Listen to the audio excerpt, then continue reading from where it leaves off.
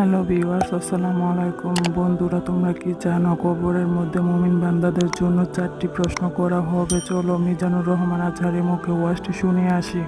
40 কদম যখন আত্মীয় স্বজনরা লাশটাকে কবরের মধ্যে দিয়ে 40 কদম চলে যায়, তখনই ফেরেশতা চলে আসে। আহা, শেষ, সব শেষ। এসেই পরীক্ষা শুরু। মার রব্বুক, তোর রবের নাম কি? আমরা বলবো আমাদের রব আল্লাহ। দ্বিতীয় প্রশ্ন, ওমা দীনুক, তোমার ধর্মের নাম কি? আমরা কি বলবো? তৃতীয় প্রশ্ন, বিশ্বনবীর চেহারা দেখিয়ে বলা হবে আতারিফু হাদার রাজুল, এই লোকটারে চিনো নাকি? আমরা বলবো চিনি, আমাদের প্রাণের নবী। ঠিক কিনা?